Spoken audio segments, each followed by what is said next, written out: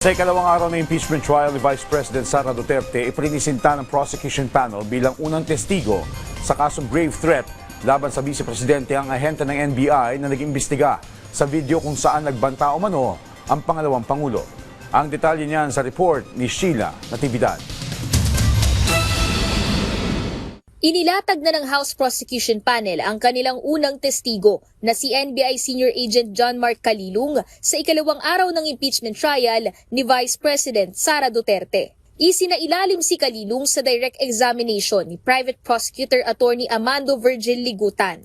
Dito ay detalyadong inilahad ng NBI agent ang mga hakbang na ginawa ng ahensya sa investigasyon nito ukol sa di umano'y banta ng pangalawang Pangulo sa buhay at seguridad ni na Pangulong Ferdinand R. Marcos Jr., First Lady Liza Araneta Marcos at dating House Speaker Martin Romualdez ayon sa nakasaad sa Article 4 ng impeachment complaint.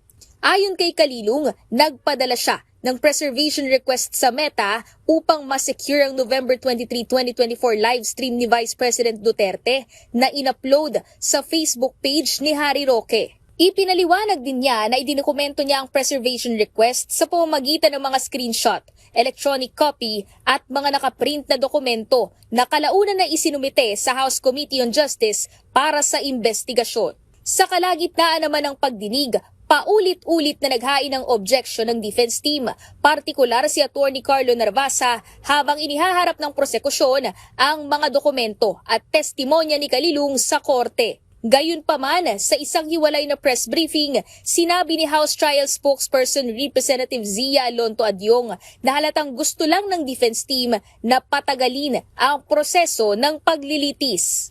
It's very obvious lahat ng ginagawa nila to delay. And unfortunately, na-frustrate sila ng Constitution because it has already started. And hanggang ngayon, ay hindi sila nawawalan ng pag-asa para i-delay. Pero pasensya na po. Ang konstitusyon po at alam po ng ating mga senador huwes kung ano yung katungkulan nila.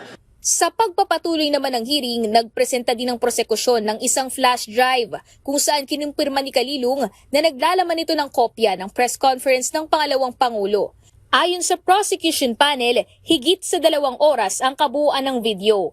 Ngunit ang mga bahagi lamang na direktang may kaugnayan sa kaso ang ipinakita sa impeachment court na may habang 2 minuto. Huwag kang mag-alala, ma'am, sa security ko kasi may kinausap na ako na tao.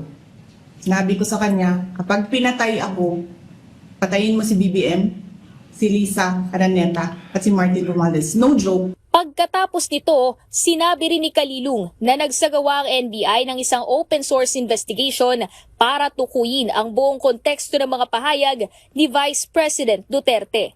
Sabi ng NBI agent witness, nakalap din ng mga investigador ng mga naunang pahayag ng pangalawang Pangulo, kabilang ang kanilang online press conference noon namang October 18, 2024 na ginanap sa OVP na naglalaman din umano ng mga parehong banta laban sa Pangulo. Ganyan na yung imagination mo. Ang imagination mo, sinasakal mo na yung tao. And then I said, this is over. Isinunod naman dito ang paglalatag ng naging pahayag ni Pangulong Ferdinand R. Marcos Jr. bilang tugon sa mga naging banta sa kanya at sa miyembro ng kanyang pamilya ng Vice-Presidente. Ang ganyang kriminal na pagtatangka ay hindi dapat pinapalampas. Yan ay aking papalagan. As a democratic country, we need to uphold the rule of law. Samantala, binigyang diin ni House Prosecutor Representative Terry Ridon pagkatapos ng trial na ang tunay na laban ay nasa harap na ngayon ng Senado. Ilang petisyon na yan eh. Wala, ilang petisyon na yan, ilang motion na yan. Hindi pa sila naawa sa puno. Nagsasayang sila ng papel. Kasi ang totoo naman ho, ang lunsaran po ng laban na po ay wala na ho sa Korte Suprema, andito na po sa Senado. Hiling din ng House Prosecution Panel na mag-issue ng subpoena para kay OVP Chief of Staff Attorney Zuleika Lopez at NBI Director Melvin Matibag bilang mga posibleng testigo sa pagpapatuloy ng paglilitis sa Vice-Presidente.